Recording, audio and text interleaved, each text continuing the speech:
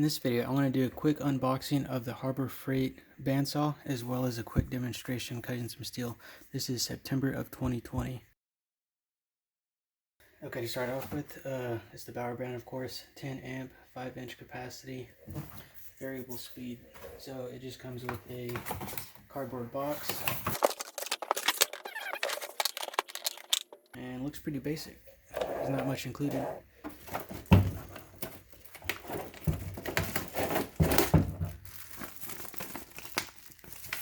Looks like just a manual and an Allen wrench.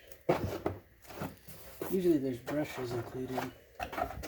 Hopefully this wasn't a return.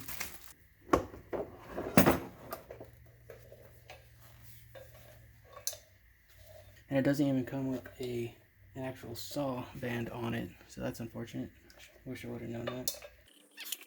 So it's fairly heavy duty, has a good finish. Nothing looks too bad. Got some bearings.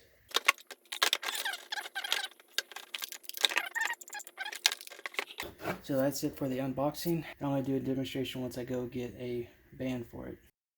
Okay, I'm back. I got a blade and I also picked up a jigsaw. I'll probably do another review in a different video, but now I'm going to see if I can install it using the instructions.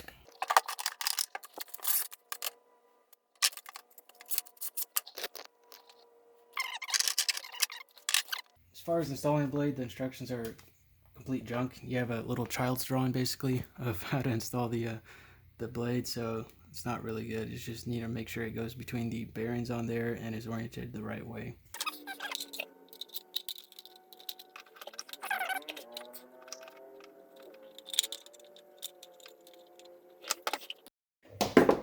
Okay, I think I've installed it correctly. All I did was push the blade all the way down, seated it all the way around. These are rubber drums around here for friction. So I press it all the way down, and it does bend slightly. So here you can see that this goes this one. This turns this way, but the axis is right here, and it bends the blade like here to install in between these bearings. So you just push it all the way down. You have these bearings right here, and you also have a bearing on the back side to support the blade. So the blade is completely supported on bearings in all directions. So with this installed like this, I'm going to go ahead and tighten the belt right here. So do it counterclockwise. Actually lock in place, so you have to turn it all the way tight, and then it'll stop moving, and then you know it's in place. It does require quite a bit of force. That's why I didn't realize that it's supposed to indent at some point. So it's all the way locked, and this should be good to go. You can't turn this by hand to test it, so I'm gonna have to turn it on to test it and make sure it's good. Right, I plugged it in. I have my hearing protection on and glasses on. So let's give this a shot and see how it goes. Everything seems to be okay. So now, in case there's any misalignment, I'm just going to run it right here. Make sure it's not facing me.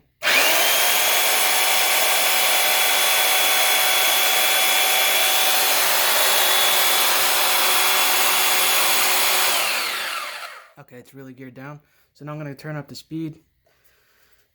Actually, it was maxed out. Okay, I'm going to turn the speed all the way down then.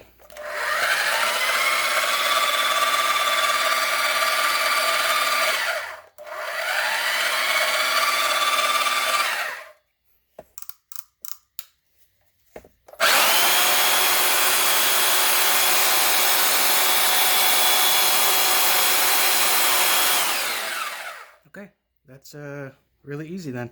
It actually turns much slower than I thought it would, so it's actually fairly safe. So now I'm going to demonstrate cutting through some steel. So here's some thin rebar. I think this is 3/8 inch. So I'm just going to hold it like this. I don't have anything to mount this on yet. I will eventually, but this should be good for now. I'm just going to try to hold it steady. Make sure you can see that. Okay, so here we go.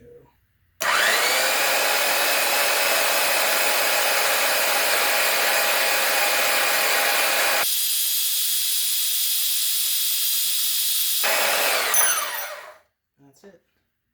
I was barely applying any force at all. I was just letting it, basically the weight of it, lean forward and cut into it. But it took about probably 20 seconds to cut that. Here's the finish. Let's see if you can see that. Really smooth finish. So, and also, you can't even see the chipping, so I'm going to have to vacuum all that up. But cut right through it easily. And now I don't have to worry about the dust from a grinder getting all over the place. I have a piece of white oak that I could test on as well. Again, the blade is an 18 TPI, I think, which is quite a bit for wood. So I don't know how well it'll cut, but I might as well test it out.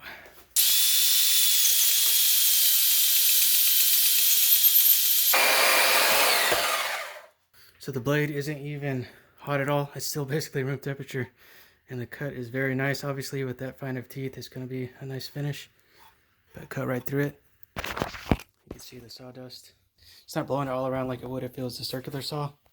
So that's good to know. Looks like it did blow it on the car though. So, I mean, that's probably 6 feet away. And it did blow it. And that's exactly where the blade was facing, basically.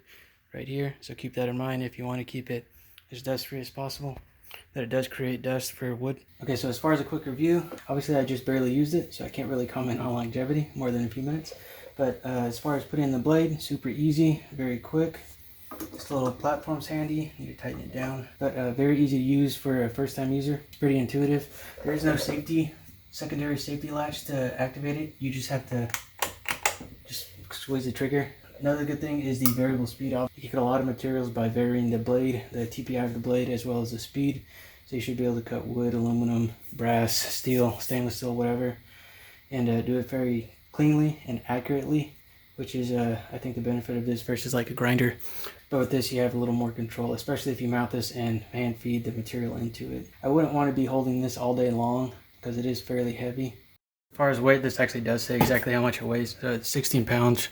So it's definitely not for a small person or even a big person to be holding for too long, because you'll just be fatigued and that could be dangerous. So I definitely suggest mounting this for future use and just hand feeding stuff into it. That's the benefit of having this versus a stationary bandsaw, is that you could take this if you need to into the field and cut on a pipe or something real time. You're limited by this distance and this distance, obviously.